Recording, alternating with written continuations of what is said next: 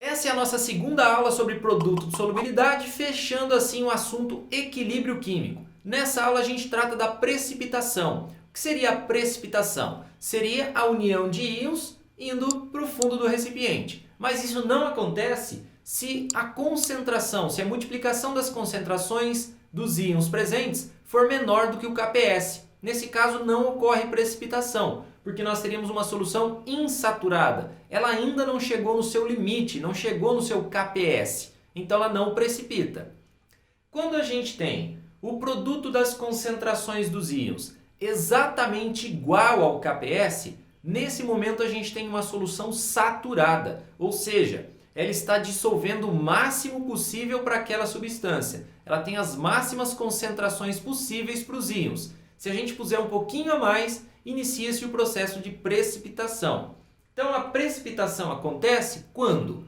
Quando a multiplicação entre os íons que eu estou adicionando ali dentro do sistema ficar maior do que a constante do produto de solubilidade. Então aí passa a haver a precipitação. Só que esse precipitado começa a dissociar novamente, formando os íons ali de novo. E os íons se unir para formar o precipitado. Quando houver a velocidade de precipitação igual à velocidade de dissociação, nós temos o equilíbrio químico atingido, certo? Então aí a gente voltaria a ter a concentração dos íons igual ao Kps. Então ela teria o máximo dissolvido e aquele excesso foi jogado para o fundo do recipiente, tá certo?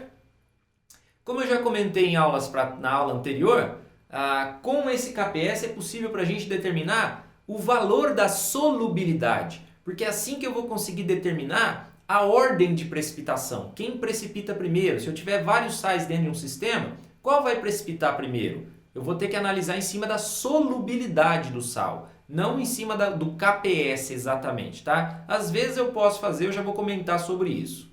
Então, o que seria a solubilidade? A solubilidade é o quanto de um sal consegue se dissolver uma determinada quantidade de um solvente numa dada temperatura. Essa é a solubilidade, tá?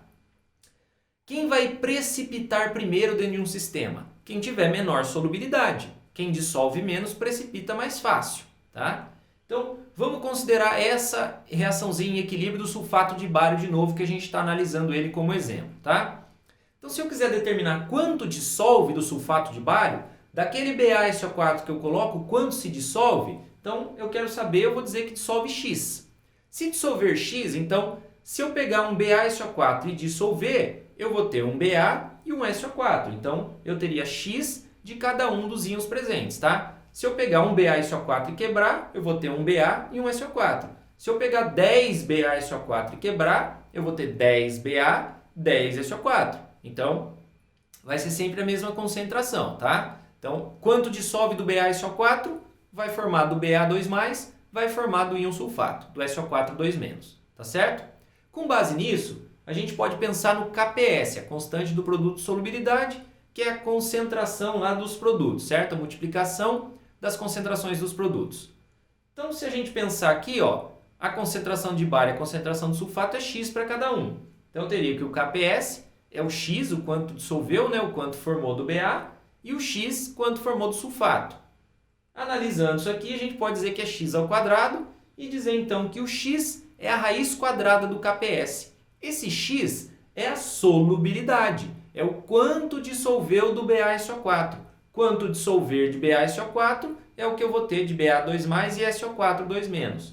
Então assim, a gente determina o valor da solubilidade e não da constante do produto de solubilidade, que são coisas diferentes. Tá certo? Não sei se está certo.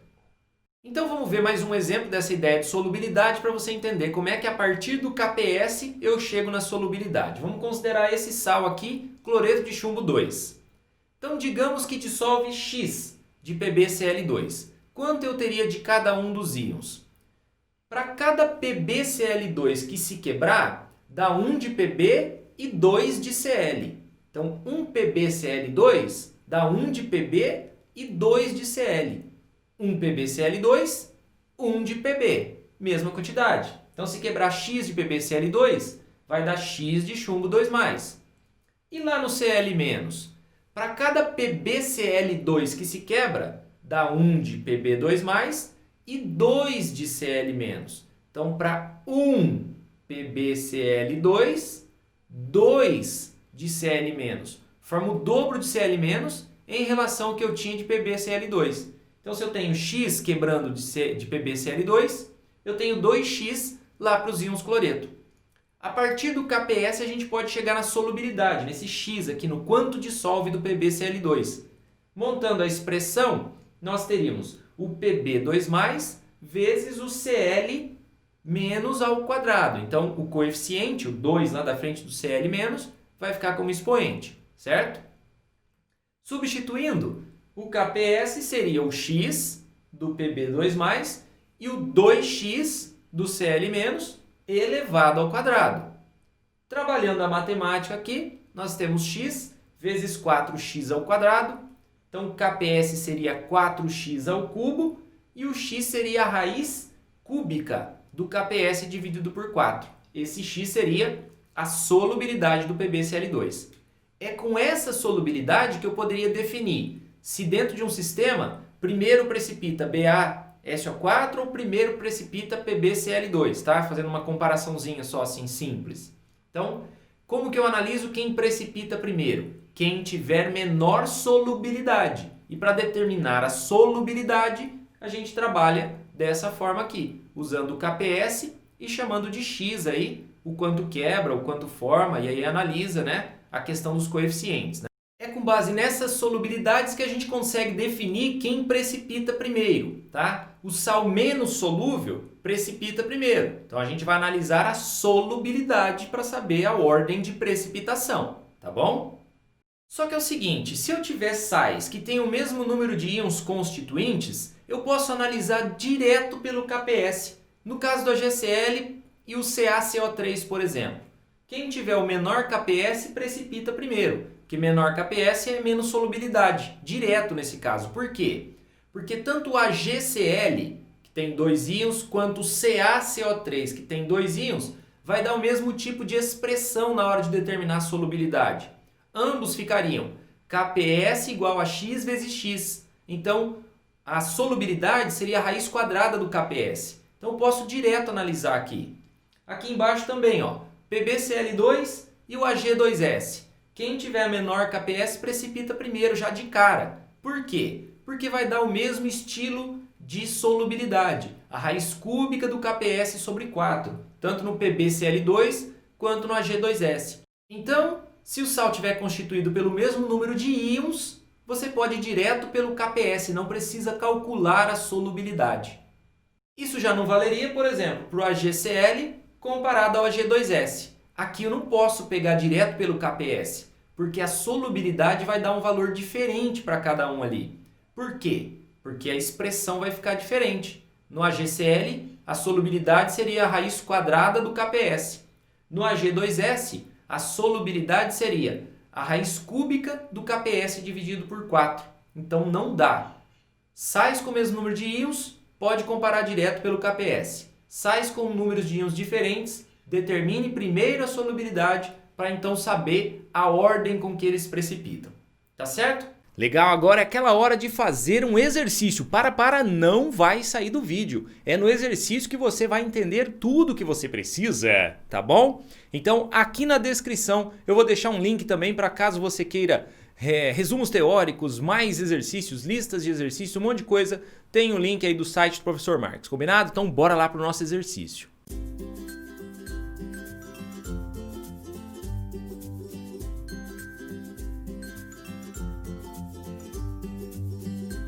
De volta com você, o exercício fornecido é esse aqui. Ele explica para nós o que seria o equilíbrio químico, né? Que é quando a velocidade com que os íons se dissociam e se precipitam é igual, e fala de um sisteminha em que eu teria 10 a menos 4 mols por litro de íons prata. E ele quer que a gente responda aos itens a seguir. Então vamos lá. Determine qual seria a concentração mínima de íons cloreto para precipitar a prata. Então, quando que vai começar a precipitação? Quando a multiplicação dos íons for um pouquinho maior do que o KPS. Então, na hora de fazer o cálculo, a gente calcula como se fosse igual, tá? Então, quando o produto das concentrações dos íons for igual ao KPS, vai iniciar o processo de precipitação. Então a gente pode trabalhar com a ideia do KPS. E a gente sabe que tinha 10 a menos 4 de prata. Assim eu vou determinar o X ali, que seria o Cl-.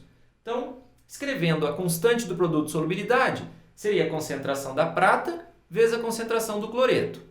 Substituindo, nós teríamos ali a constante que ele forneceu, a prata que é 10 a menos 4 e eu determino o X com facilidade.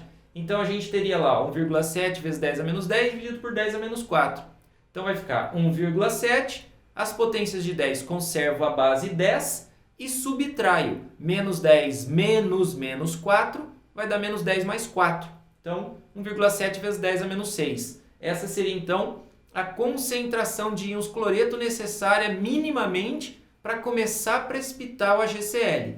Então 1,7 vezes 10 a menos 6 mols por litro. Tá certo?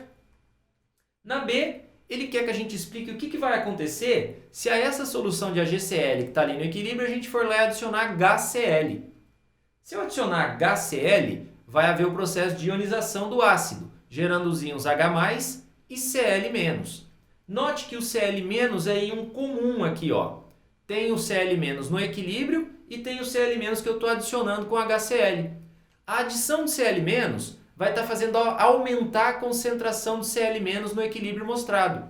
Aumentando a concentração do Cl-, a reação acontece mais rapidamente para a esquerda. Então haveria um deslocamento desse equilíbrio para a esquerda, por aquele esquema do efeito do íon comum, que está lá na aula 4 desse módulo, tá certo? O efeito do íon comum.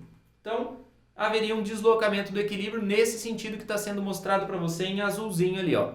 O aumento da concentração de cloreto faz com que a reação aconteça mais rápido para a esquerda. Então, desloca neste sentido aqui para a esquerda, tá certo? Respondendo, seria isso aqui, ó. Devido ao efeito do íon comum, o Cl- adicionado, quando se coloca o HCl, vai fazer com que haja um deslocamento para a esquerda, diminuindo a solubilidade do AgCl, porque vai diminuir a concentração de íons prata. Então, diminui a sua solubilidade, tá? Então, ele ficaria menos solúvel, tá certo? E é isso aí, ó. Finalizamos. Tomara que você tenha entendido tudo nessa aula do exercício e tudo mais. Não se esqueça de compartilhar com os amigos o nosso projeto, tá bom? O Mundo da Química, o nosso canal aí. E inscreva-se se você não for inscrito. Goodbye, como eles dizem lá.